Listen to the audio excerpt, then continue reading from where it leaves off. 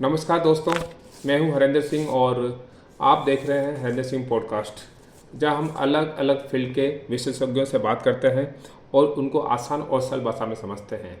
आज हमारे साथ हैं वेलनेस और लाइफ स्टाइल कोच सोनी भगत। नमस्कार सोनी जी, आपका हमारे इस पॉडकास्ट चैनल पर बहुत बहुत स्वागत है। नमस्ते sir and very good morning. Thank you so much sir, आपने मुझे इस सेशन के लिए इनवाइट किया and it's a great opportunity to share everything on your podcast. Thank you sir. Thank you very much ma'am. और Soni Bhagat ma'am के बारे में बता दें। Soni Bhagat ma'am wellness and lifestyle coach हैं। इन्हें कई वर्षों का अनुभव है। इन्होंने खुद अपनी हेल्थ और फिटनेस पर काम किया है और कोई चैलेंजेस, बहुत सारे challenge, thyroid, BP, fatty liver, इस तरह के, और वेट लॉस भी इन्होंने किया है। अपना लगभग 20 केजी वेट लॉस करके आज अपने आइडल फिटनेस पर है ये, और अपने खुद के ऑनलाइन वर्चुअल क्लब चलाती हैं और फिजिकल क्लब से भी लोगों को अपनी सेवाएं दे रही हैं। आपका बहुत बहुत स्वागत है सोनी मैम। और आज हम बात करना चाहेंगे मैम से एक ऐसे ही सब्जेक्ट के ऊपर जो आजकल आम समस्या है और हर परिवार में कोई ना कोई व्यक्ति उससे जूझ रहा है, और वह है थायराइड। तो सबसे पहले सोनी मैम, हम आपसे जानना चाहेंगे कि ये थायराइड आजकल हर व्यक्ति को लगभग है, खासकर महिलाओं को ज़्यादा होती है। तो थोड़ा बताइए कि थायराइड क्या है और इसका हमारे शरीर में, हमारी बॉडी में इसका क्या रोल होता है। Thank you so much sir. बहुत शानदार टॉपिक है। जो सवाल आपने इस टॉपिक से रिलेटेड किया, that is also amazing sir. Thyroid एक ऐसी प्रॉब्लम्स आज के डेट में आ रही है, मेल और फीमेल दोनों को हो रही है। सबसे पहली प्रॉब्लम, पहले के जमाना नहीं रहा कि सिर्फ ओनली फीमेल्स को होती है। तो थायराइड जैसे हमारे नाक के सीध है, सीध में हमारे नेक के pass on the centre of the neck 2 lobes होते हैं, ठीक है। और उस लोब में जैसे थायराइड क्या है कि जैसे और सब ग्लैंड हार्मोन सिक्रीट करता है सर, सेम सिमिलरली थायराइड भी हार्मोन सिक्रीट करता है। तो 3 टाइप्स ऑफ हार्मोन्स इसमें सिक्रीशन होते हैं, दैट इज 2 बहुत इंपॉर्टेंट है इसमें, T3 और T4। तो बस बैलेंसिंग करने के लिए हमें आना चाहिए। इसके पूरे एक रिचुअल्स है जिसको हमें फॉलो करना चाहिए। मैम, आपने बताया कि ये जो थायराइड्स है इसमें हार्मोन्स का बहुत बड़ा रोल है, और ये एक तरह के हार्मोन्स हैं जिसमें आपने T3 और T4 की बात की है। थोड़ा इसमें डिटेल में बताएंगे कि थायराइड हार्मोन्स में T3, T4 और T6 कैसे काम करता है और इसका बैलेंस क्यों जरूरी है। सर थायराइड जैसे है, हमारा थायराइड को कंट्रोल करने का एक ही ग्लैंड है, that is our pituitary gland. और जब हमारा पिट्यूटरी ग्लैंड किंग है हमारे एंडोक्राइन सिस्टम का, एक राजा है जो एज अ मैनेजर पूरा राज करता है हमारे और डिफरेंट ऑर्गन्स और हमारे सिम्टम्स के ऊपर। तो एंडोक्राइन सिस्टम क्या होता है ना कि पिट्यूटरी ग्लैंड जब आप हार्मोन्स रिलीज करते हैं, वो हार्मोन का नाम है TSH, दैट इज, यदि हम फुल फॉर्म इसका जानेंगे तो थायराइड स्टिमुलेटिंग हार्मोन है। Okay ma'am. अब थायराइड स्टिमुलेटिंग हार्मोन क्या करता है, आपको एक डायरेक्शन देता है, आपको एक मैसेज देता है, आपको एक जैसा कम्युनिकेट करता है कि T3 और T4 को कि आपको इतना ही आपको हार्मोन सिक्रीट करना है, इतना ही करना है। सपोज दैट आप किसी को कुछ मैसेज दे रहे हो और मैसेज आप तक नहीं पहुंच रहा है, तो आप क्या करोगे? हमें तो डायरेक्शन, हम आउट ऑफ द डायरेक्शन हो जाएंगे, हमें पता ही नहीं चलेगा कि हमें कितना सिक्रीट करना है। तो वो डायरेक्शन जो मिसमैनेजमेंट हो जाता है T3 और T4 को, तो वहीं पे किसी को यदि ज्यादा सिक्रीट करने लगता है तो हाइपर बोलते हैं, यदि कम सिक्रीट करने लगता है तो हाइपो हो जाता है वो। तो 2 टाइप ऑफ थायराइडिज्म हम लोग को हो जाता है, हाइपो हाइपर। बहुत सुंदर जवाब दिया मैम। अभी आपने बताया कि इसके ज़्यादा होने से और कम होने से हाइपर और हाइपोथायराइड हो सकते हैं। तो थोड़ा बताएंगे डिटेल में कि जब हाइपोथायराइडिज्म होता है तब क्या हमारी बॉडी में क्या चैलेंजेस आते हैं, और जब हाइपर होता है तो क्या चैलेंज आते हैं। Thank you so much sir. आपके व्यूअर्स को भी पता होना चाहिए कि सपोज दैट आपको हाइपर है या हाइपो है, तो कुछ सिम्टम्स आपको दिखेंगे जो डिफरेंट है दोनों में। अब एग्जांपल मैं कहती हूँ कि किसी को हाइपोथायराइडिज्म, सपोज दैट उसका मतलब हार्मोन का सिक्रेशन लेवल पे नहीं होके कम हो रहा है क्योंकि उसको मैसेज प्रॉपर नहीं मिल रहा है। आपके बॉडी की जो ग्लैंड है वो प्रॉपर आपसे कम्युनिकेट नहीं कर पा रहे हैं because of some symptoms, other reasons and reasons. तो आप ये देख सकते हैं कि हमें बहुत लेजीनेस फील होता है, हम लेथार्जी फील करते हैं, और इस कंडीशन में क्या होता है ना, बहुत स्लो हो जाता है।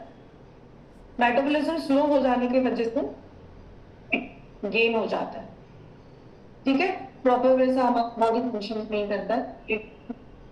तो ये भी एक सिम्टम देख लोगों की कि मेरा तो बेमतलब का भी वेट बढ़ रहा है, तो ये भी एक है कि हाइपोथायराइडिज्म उस पर्सन को हो सकता है। नेक्स्ट है सर हाइपर। हाइपर के तरफ जैसे आपने पूछा, तो हाइपर में क्या होता है कि मेटाबॉलिज्म फास्ट हो जाता है, हमारी वेट जो है ना हो जाती है, हमारी वेट कम होती जाती है, और बहुत सारे जगह ऐसा होता है इन्फ्लेमेशन भी होता है। तो ये सारी चीज हमारे ऑर्गन्स में, हमारी बॉडी में अंदर की बात है जो हमें फील होती है, और कहीं कहीं और जगह पेन हो जाता है, जैसे हमें पैनिक अटैक्स, हमें एंजाइटी भी फील करते हैं। तो ये सारे चीज हाइपर सिम्टम्स आपको दिखने। मैम अभी आपने बताया कि किस तरह हार्मोन के ज़्यादा होने से और कम होने से किस तरह के हाइपर और हाइपो हो सकता है और क्या उससे भी वेट बढ़ सकता है और घट सकता है। बहुत शानदार क्या बताया। एक चीज़ बताइए मैम कि ये जो थायराइड होता है इसके पीछे बेसिक रीजंस क्या हो सकते हैं। जेनेटिक रीजंस हो सकते हैं या आज की लाइफ स्टाइल जो बिगड़ रही है वो हो सकता है, या कुछ न्यूट्रिशंस डिफिशियंसी के हम जो खाना खा रहे हैं या हम जो डाइट ले रहे हैं उसमें प्रॉपर न्यूट्रिशंस नहीं है। तो क्या कौन सी चीज़ इसमें रोल प्ले करती हैं। सर देखिए, जेनेटिक तो हर चीज में 10% तो काउंट होता ही है, 10 से 20%। मैं ज्यादातर जेनेटिक को तवज्जुह नहीं देती हूँ, बिकॉज जेनेटिक क्या होता है, आप गलत कर रहे हैं, आप वही चीज हम दूसरे को पास ऑन कर रहे हैं, फिर वही चीज दूसरे थर्ड पर्सन को पास ऑन करता है। तो जैसे आपने ये खाना, सपोज दैट आप खाना कुछ बनाते हो अपने घर में, वही एक्सपीरियंस होता है कि बेटी हो या बहू है आपके घर में आती हो तो वही चीज वो भी बनाना शुरू करती है। वहां पर उनको पता नहीं है क्या खाना नहीं खाना, तो क्या हो जाता है, वही रिचुअल्स पास ऑन हो जाता है थर्ड पर्सन को, फोर्थ पर्सन। जब तक हम वो रिचुअल्स को ब्रेक नहीं लगाएंगे, इंटरनल ऑर्गन्स पे जेनेटिक हो सकता है, इट्स ओके, वो 10 to 20% से ज्यादा नहीं है, ठीक है। और सेकेंड, हमारा जो मैंने लाइफस्टाइल के भी पॉइंट्स उसमें ऐड कर दिए। आपकी लाइफस्टाइल अच्छी है, ऑब्वियसली आप अपने बच्चों को भी वैसे ही लाइफस्टाइल दोगे, सेम। तो जेनेटिक यहाँ पर फिनिश हो जाता है 10 या 20% के बाद, दैट इज ऑलरेडी फिनिश्ड। तो लाइफस्टाइल है, आप सपोज दैट हम बहुत खाते हैं, टाइम पे सोते नहीं है, टाइम पे उठते नहीं है, तो यदि लाइफस्टाइल गड़बड़ है तो ऑब्वियसली सिर्फ थायराइड ही क्यों, मैं तो ये कहती हूँ कि आपके पास आप इनवाइट कर रहे हो 10 और बीमारियों को। नेक्स्ट है यदि सपोज दैट आपको बॉडी को क्या चाहिए, कार्ब्स, प्रोटीन्स, मिनरल्स, विटामिन, यही सारा चीज चाहिए, आप दे नहीं रहे हो। और सपोज दैट थायराइड है किसी को, क्यों हो जाता है, बिकॉज ऑफ कुछ ना कुछ डिफिशियंसी न्यूट्रिशन में भी होगा, तभी तो थायराइड है। बिल्कुल। अब सपोज दैट किसी आयरन की कमी है, किसी को आयरन की कमी है, किसी को विटामिन डी की कमी है, तो ये सारे, किसी को सेलेनियम मिनरल की कमी है, तो आपके बॉडी में ये कमियां दिखेगी, तो आप तो खुद ही उनको इनवाइट कर रहे हैं ना। बिल्कुल। तो everything in a balanced way, lifestyle भी अच्छी रखनी है आपको, आपको डाइट और न्यूट्रिशन का भी ध्यान रखना है। सिर्फ थायराइड ही क्यों, जैसे मैंने अभी बोला, अदर अदर बीमारियों को भी हम भगा सकते हैं अपने अपने अपने लाइफ से, अपने अपने जिंदगी से। बिल्कुल मैम। आपने खुद अपने थायराइड्स को नॉर्मल किया है, आपने मतलब अपनी लाइफस्टाइल को चेंज करके अपने डाइट प्लान को चेंज किया आपने, और जेनेटिक जैसी जो चीज़ होती है उसको भी आपने पछाड़ दिया कि हाँ 20 से 30% अगर फ़र्क पड़ सकता है, लेकिन नहीं, आपकी जो कमिटमेंट, आपकी मेहनत ने और अपने लाइफस्टाइल इसको चेंज किया। एक चीज़ और कहेंगे मैम, एक ये मिथ है या फैक्ट है पता नहीं, कि कहा कहते हैं कि जो थायराइड्स है वो महिला में ज़्यादा होती है और आफ्टर प्रेगनेंसी वो ज़्यादा पाई जाती है, तो इसके पीछे क्या साइंटिफिक रीज़न हो सकते हैं कि महिलाओं में ज़्यादा होती है?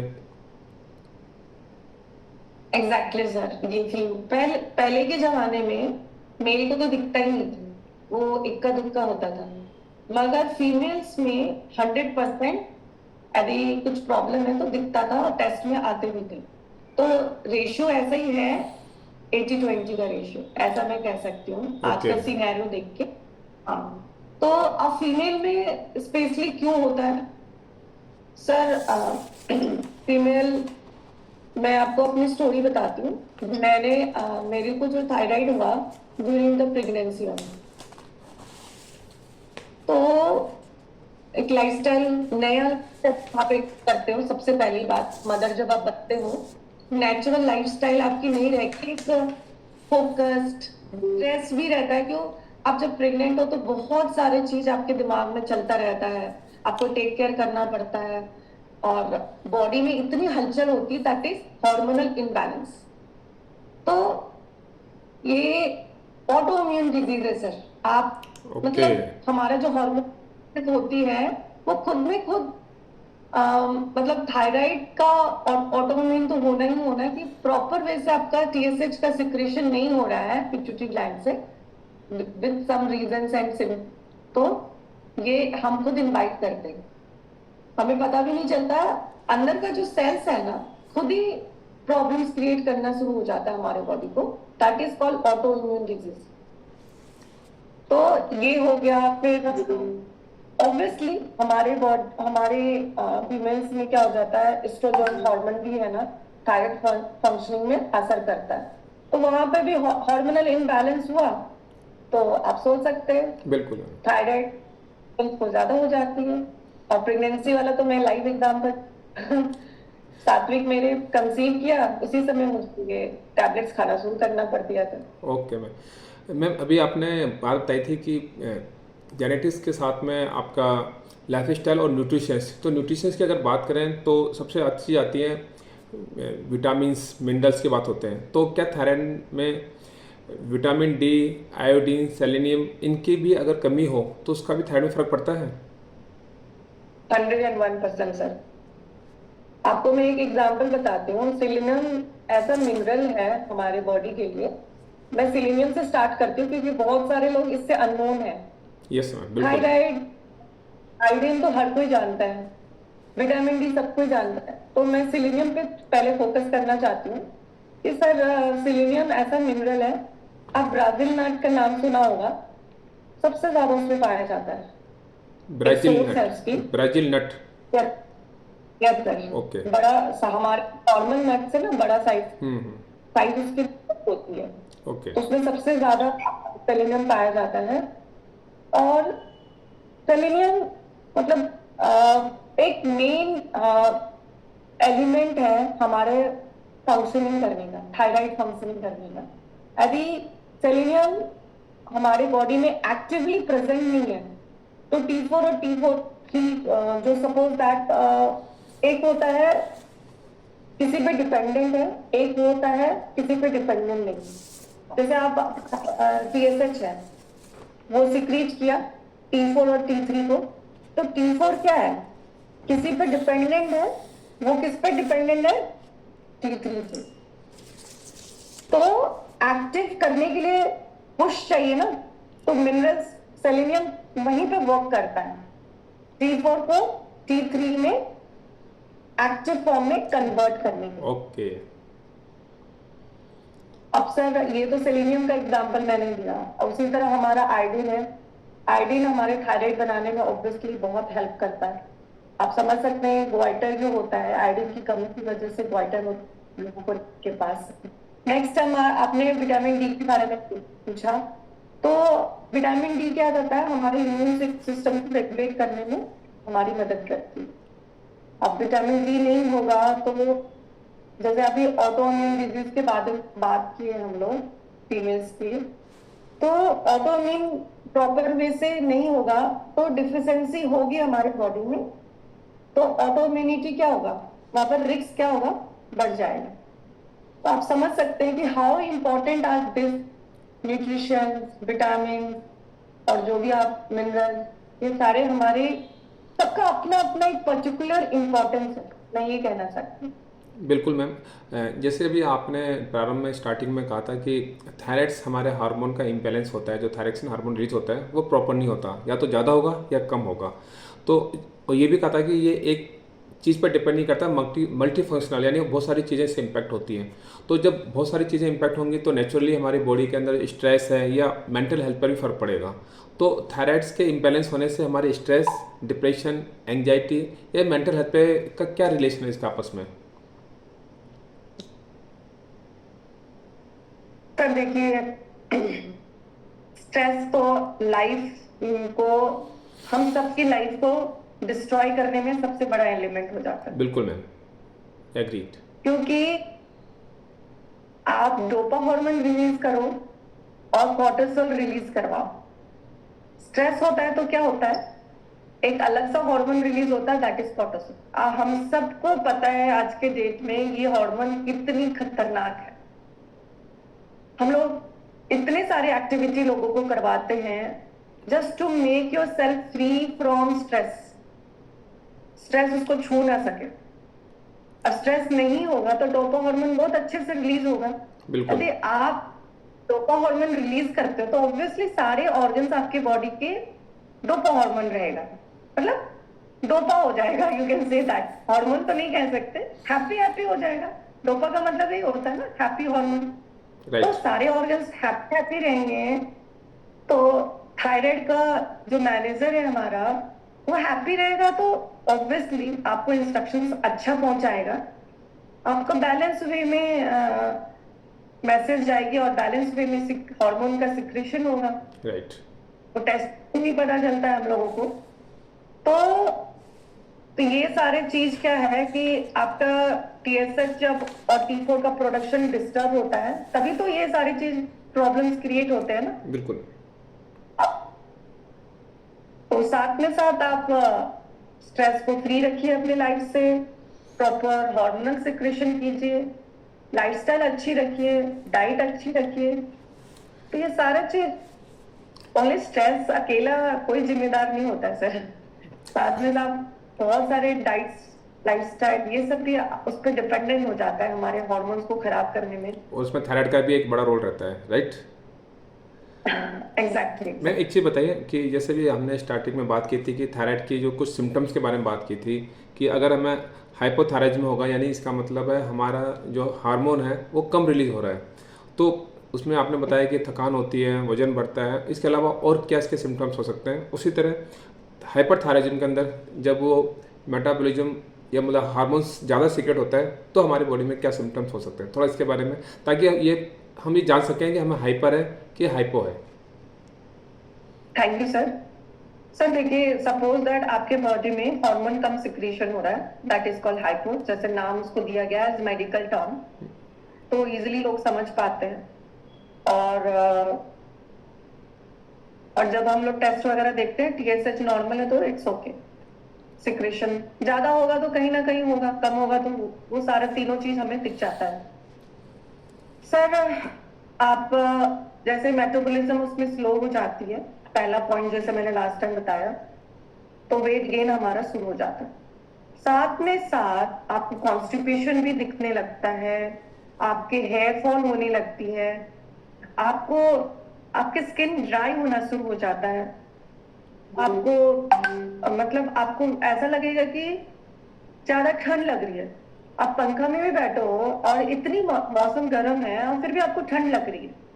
ये सिंपल सिंपल सिम्टम्स है जो आपको फील होगी और आप डायग्नोस नहीं भी कर सकते हो। कॉन्स्टिपेशन के तो और भी तरीके हैं, और भी रीजंस हो सकते हैं कि मुझे कॉन्स्टिपेशन क्यों हो रहा है। राइट। बाल झड़ रहे हैं तो हो सकता है बिल्कुल। प्रोटीन की कमी है, बाइट की कमी है, तो हो सकता है वो भी एक कारण हो सके। अब फीवर है, हो सकता है अंदर हमेशा फीवर होगा तभी तो हमें ठंड लगती है। तो रीजन कैन बी एनीथिंग। मैंने यही चीज बोल रही थी कि डायग्नोस हम करने में थोड़ी सी तकलीफ होती है मेडिकल टर्म में, सिम्टम्स की वजह से, बट हो जाती है। नेक्स्ट है, आपने सवाल किया हाइपो का, मैंने बता दिया हाइपर के बारे में। हाइपर में क्या हो जाता है, मेटाबॉलिज्म फास्ट हो जाती है। मेटाबॉलिज्म यदि फास्ट हो गई है तो हमें वेट गेन होना, वेट लॉस होना शुरू हो जाते हैं। ठीक है, आप सब कुछ कर रहे हैं, खा भी रहे हैं, पी रहे हैं, फिर भी आपका वेट गिरना शुरू हो जाता है। और दूसरी बात, आपको इसमें भी थकान फील होगी, लेजीनेस फील होगी आपको। इसमें क्या हो जाता है ना, पसीना ज्यादा आने लगता है। उसमें ठंड लगती है, इसमें पसीना ज्यादा आता है। आप बहुत ज्यादा चिड़चिड़ापन, एंजाइटी, कुछ भी अच्छा नहीं लगना, ऐसा मैं कह सकती हूँ। आपको स्लीप का भी प्रॉब्लम हो सकता है कि आपको अच्छी नींद नहीं आ रही। तो ये सारे चीज होता है इस कंडीशन में। तो आप आराम से अपने डॉक्टर्स के पास जाइए और सिम्टम्स शेयर कीजिए। शेयर करने के बाद वो खुद ही बता देंगे कि आपको, और टेस्ट तो है ही हमारा, लैब टेस्ट रिपोर्ट हमारे पास है, प्रॉपर मेडिकेशन हमें मिलता है फिर। बिल्कुल सही कहा मैम, बहुत अच्छी तरह आपने बताया कि किस तरह हार्मोन कम रिलीज होने से क्या क्या हो सकता है और ज़्यादा होने से क्या होता है। एक चीज़ मैं आपसे पूछना चाहूँगा मैम कि मेरे भी ओवरवेट था और लगभग 12.5 जब मैं जर्नी में था अपने फिटनेस की जर्नी में, तो एक ऐसा समय आया था कि मुझे लगभग 12.5 kg वेट लॉस करना था और 4-5 किलो वेट लॉस करने के बाद मेरा वेट स्टक हो गया और वो वेट कम ही नहीं हो रहा था, जबकि प्रॉपर डाइट भी ले रहा था, वर्कआउट भी कर रहा था, जो भी मेरे कोच मुझे बता रहे थे वो कर रहा था।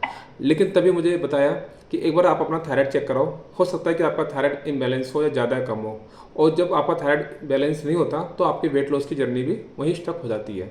तो थोड़ा जानना चाहेंगे कि किस तरह ये वेट लॉस, क्योंकि आज देखा जाए पूरे वर्ल्ड के अंदर हर लोग अपने आप को फिट होना चाहते हैं, क्योंकि कहीं ना आज के लाइफ स्टाइल की वजह से कहीं ना कहीं वो अपने आप को समय नहीं दे पा रहे हैं और कई चैलेंजेस है, बीपी है, थायराइड है, शुगर, डायबिटीज, इन चीज़ों से मतलब कि वो इम्पैक्टेड है, कहीं ना कहीं इफेक्टेड हैं चीज़ें।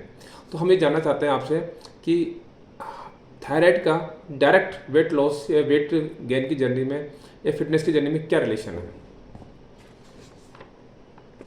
ग्रेट क्वेश्चन है और आंसर बहुत स्वीट सा है। जैसे मैं बार बार मेटाबॉलिज्म मेटाबॉलिज्म मेटाबॉलिज्म बात कर रही हूँ, तो मेटाबॉलिज्म यहाँ पर बेसिक रीजन हम मान सकते हैं।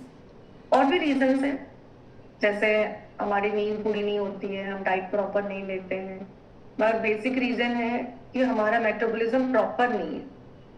सपोज दैट मेटाबॉलिज्म, आप सवाल कर सकते हैं मुझसे कि मेटाबॉलिज्म मैम होता क्या है, तो मैं इजी वे में आपको ये बताना चाहती हूँ कि मेटाबॉलिज्म क्या है। जैसे एक तरह का प्रोसेस है। सपोज दैट आप मैंगो लेते हो, मिल्क लेते हो, उसको ग्राइंड कर देते हैं आइस डाल के, तो वो मिल्क शेक बन जाता है, मैंगो शेक बन जाता है। तो एक प्रोसेस हुआ, आपने तीनों चीज को लिया, ग्राइंड किया और वो रेडी हो गई। अब मेटाबॉलिज्म भी एक प्रोसेस है। हम खाना खाते हैं और खाना एनर्जी में कन्वर्ट हो जाता है। तो यही मेटाबॉलिज्म का यही काम है। आप खाना खाते हैं, हमारा बॉडी क्या है, फूड लेता है, वही खाना खाया और उसको एनर्जी में कन्वर्ट करती है। तो सपोज दैट, जैसे हम सब जानते हैं कि एनर्जी हमारा बॉडी में बहुत इंपॉर्टेंट रोल प्ले करता है। Without that we can't do anything, metabolism. तो आप मेटाबॉलिज्म स्लो है या फास्ट है, आपका बॉडी प्रॉपर स्पेस से एनालाइज नहीं कर पाता। मैम ये थायराइड के बारे में इतनी अच्छी बात बताई आपने, थोड़ा सा ये भी बताएंगे कि थायराइड की जो टेस्टिंग है इसके लिए कौन कौन से टेस्ट कराने चाहिए और कब कराने चाहिए, कितने समय के बाद कराने चाहिए और क्या चीज़ों का ध्यान रखना चाहिए? सर थायराइड टेस्ट है ना, नॉर्मली यदि किसी को है, मतलब उनको नहीं फील हो रहा है कि मुझे थायराइड टेस्ट है, मैं क्लियर बोलना चाहती हूँ, साल में एक दो साल में उनको कराते रहना चाहिए। ताकि पता है क्या, जब मैनेजर सही रहता है ना तो हमारे पूरा बॉडी सही रहता है। तो थायराइड एक मैनेजर का काम करता है, हर चीज का देखभाल करता है, पूरे सारे सिस्टम्स का। तो 1 से 2 साल में आप फ्रिक्वेंटली उसको टेस्ट कराते रहिए। और जैसे सपोज दैट किसी का फैमिली और हिस्ट्री में सिम्टम्स है, तो वो क्या करेंगे, वो भी 6 महीने में अपना कराते रहेंगे। और जैसे सपोज दैट मैं हूँ, मेरे ऑलरेडी खत्म हो चुके हैं, बट फिर भी मैं एवरी 6 मंथ्स, एवरी 3 मंथ्स, जैसे पहले फ्रिक्वेंटली 3 मंथ्स था कि दोबारा ना आ जाए, अभी 6 मंथ्स में मैं टेस्ट करवाते रहती हूँ थायराइड का, ताकि मुझे भी पता चले कि मेरा बैलेंस चल रहा है। तो कुछ गड़बड़ होगा तो हम ठीक कर लेंगे। बिल्कुल। अपने लाइफस्टाइल कहीं देख के कुछ गड़बड़ है, कुछ अच्छा नहीं चल रहा है, तो हम लोग ठीक कर सकते हैं। अपना सिम्टम्स और हिस्ट्री लेके आप डॉक्टर के पास जा सकते हैं, क्योंकि मेडिकल टर्म में हम लाइफस्टाइल पे बाद में वर्क करते हैं। पहले मेडिकली मेडिकली मैं सजेस्ट करूंगी कि आप पे काम कीजिए। ठीक। हाइपर है, हाइपो है, कुछ भी है, आप डॉक्टर से मिलिए, अपने सिम्टम्स शेयर कीजिए, वो जो मेडिकेशन कहते हैं उसको फॉलो कीजिए। ठीक है, वहां पर कोई इंटरफेरेंस नहीं है वेलनेस कोच का। We don't claim for the medical terms and all.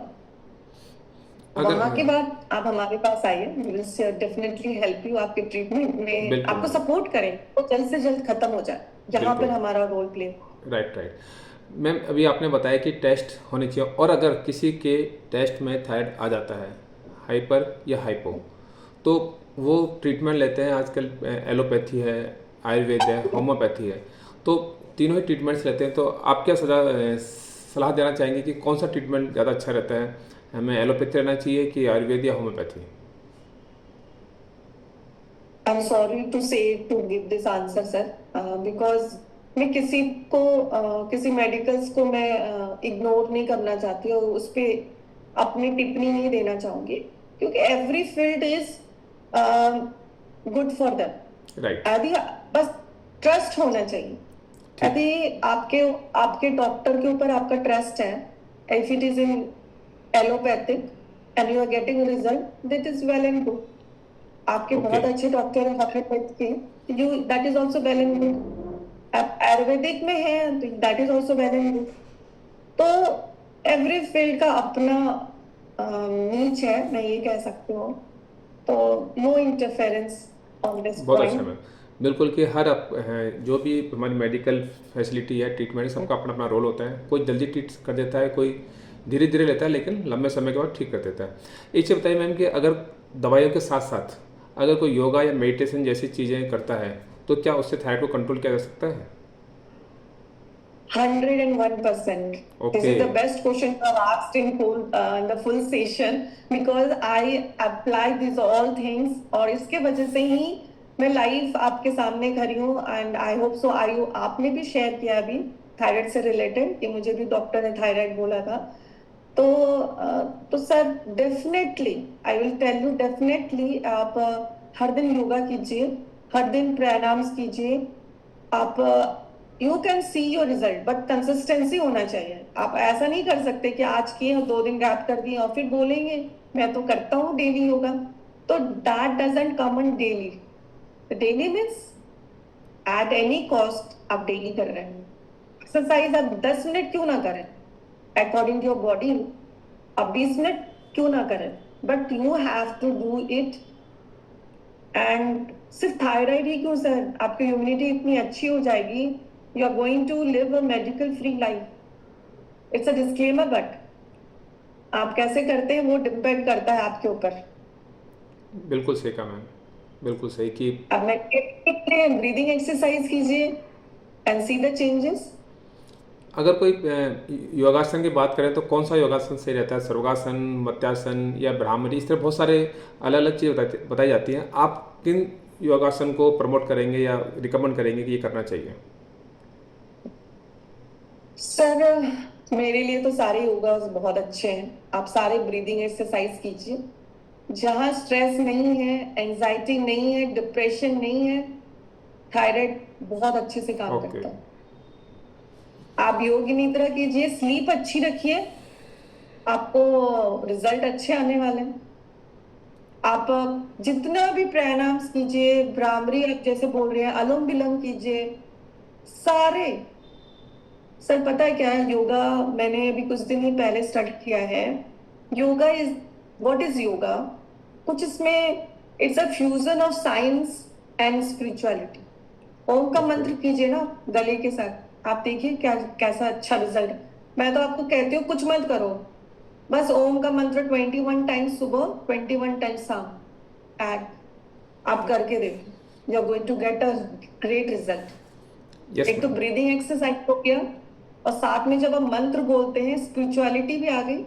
और जब आज्ञा चक्र पर आप अपना रखते हो माइंड को, सेंटर ऑफ हमारा जो सेंटर है, जस्ट सी, पता है सर आज्ञा चक्र, आप तो मेडिटेशन में भी बिलीव करते हैं बहुत अच्छे से।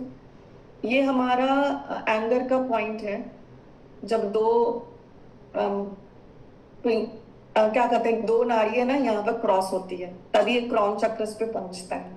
तो राइट। ये सही रहेगा तो ऑब्वियसली हम यूनिवर्स से जल्दी कनेक्ट हो सकते हैं। यस मैम मैं आपने। योगा करा कीजिए आप, मैं तो ये से कहूँ, कुछ भी पर्टिकुलर किसी चीज का नहीं है।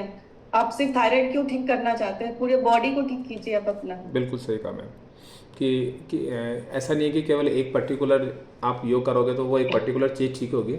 आप अगर योगा करते हो तो शरीर का हर एक हिस्सा, हर एक अंग वो ठीक होता है। और आपने जब स्पिरिचुअलिटी की बात की तो मुझे याद है कि हम जब 7 चक्र हीलिंग को जो प्रैक्टिस करते हैं अपने ऑडियंस के साथ में, तो वहाँ पर एक हार्ट थ्रोट चक्र भी आता है।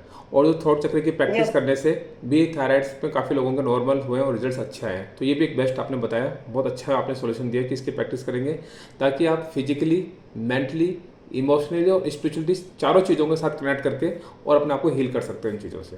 Thank you very much ma'am. तो मैं चक्रस के में एक पॉइंट ऐड करना चाहूंगी यस। आपके साथ ही। सर आप ना चक्रस एक एक करके हील करना शुरू कीजिए। जैसे 10 डेज आपने रूट को किया, उसके ऊपर हमारे जो सेकंड है, थर्ड है, नाभि का है, हमारा स्टमक का है, हमारा हार्ट का है, हमारा थ्रोट का है, और फिर हमारा आज्ञा चक्र है, फिर हमारा सहस्त्रार जो हमारा क्राउन चक्र है, जो क्राउन चक्र हमारे है। यूनिवर्स से हाँ। तो मैं रिक्वेस्ट करूंगी व्यूअर्स को, वन एक चक्र को पहले हील कर लो, फिर सेकंड पे जाओ, फिर थर्ड पे जाओ, क्योंकि जब वो सहस्त्रार तक पहुंचने के लिए ना सर, स्टेप बाय स्टेप होता है। 7 चक्रस जो होते हैं, उसको क्लीन हो गया, गुड, उसको कीप ऑन क्लीनिंग, बट वो क्लीन पहले होना चाहिए, तभी तो वो चक्रस ऊपर जाएंगे ना, नहीं तो फिर बीच में अटक जाएंगे। बिल्कुल सही कहा मैम कि चक्र का बहुत ज़रूरी है। और जो ना एक सेशन जरूर इस चक्र पर रखेंगे ताकि स्पेशली इस चक्र पे बात हो सके और इस चक्र से कैसे हील कर सकते हैं। तो एक पूरा सेशन इस पर रखेंगे। अभी मैम ये जानना चाहते हैं कि अगर किसी को थायराइड्स डायग्नोज हो गया तो उनको क्या प्रिकॉशंस रखनी चाहिए नॉर्मली, एक ताकि इसमें और स्पीडीली इसको रिकवर कर सकें। सो आप हेल्दी डाइट लीजिए, ठीक है। प्रोसेस्ड फूड से टाटा बाय बाय कीजिए। ठीक है। आप जैसे अच्छा खाना कीजिए, अच्छा खाना खाइए, स्लीप अच्छा लीजिए आप। Sleep is 100% connected to our metabolism, metabolism is 100% connected to our thyroid, ठीक है। वर्किंग ऑफ थायराइड, और working of thyroid, this is the important line with the metabolism. फिर आप चाहे तो डाइट में कोकोनट वाटर है, ये सब हमारे इन्फ्लेमेशन को रिड्यूस करता है। आप ऑयल कम लीजिए, मतलब खाने में।